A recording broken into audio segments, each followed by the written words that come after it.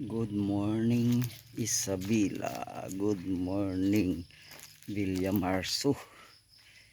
Dito sa Cordon, Isabela. So first day natin ngayon dito sa farm. Ito nga pala yung bahay na gagawin. So i-slab yan. So kaya kami nandito. Siguro abutin ng 1 month. Kasi ang bubong niyan is yero. So papalitan ng slab. Medyo malaki rin ito. Nasa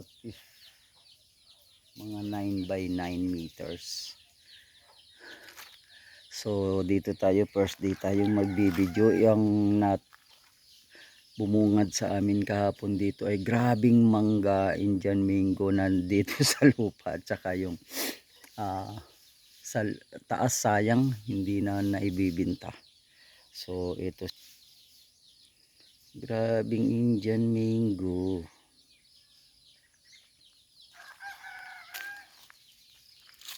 Yan, araw-araw ganyan daw ang buhay ng mga mangga rito, nagkakandalaglagan, nagkakandabulok. So at ngayong umaga may isang matanda na dumating dito na kukuha daw siya ng mangga, pupulot. Sabi ko ay bakit pupulutin, ay madami dito sa taas. Ang gusto pala niya ay ibang mangga, yung tinatawag na piko.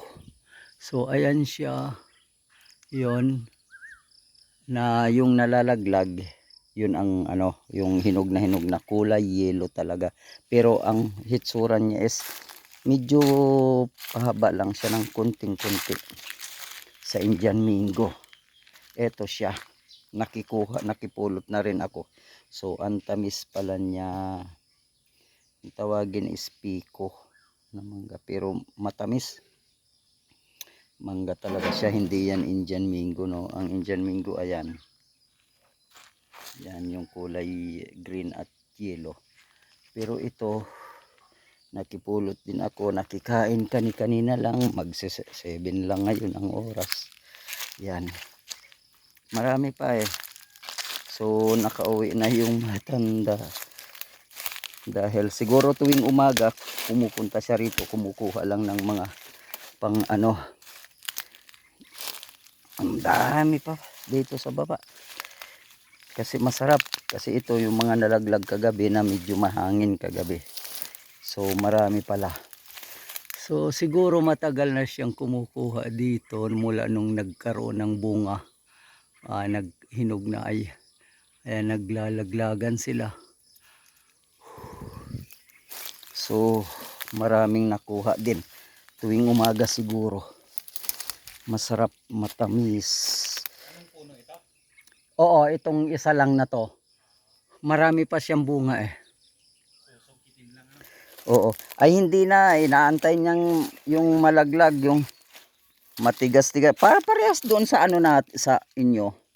Actually, pag nililisan mo yan, Oo. makikita mo kagad yung bagong laglag eh. Kaya nga. So, ayan.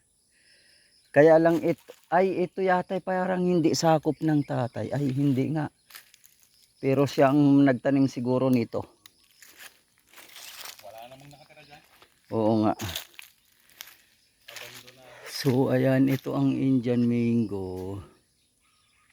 May puno na 1, 2, 3, 4. At saka isang mangga nga. Na itong manggang may isa pang punong mangga pala doon sa harap, sa may kalsada. So ayan, dito tayo, first day pa lang. At ngayong araw ay ang gagawin lang is wala, antayin yung mag-order pa lang ng materialis mamayang hanggang today. So bye bye na muna.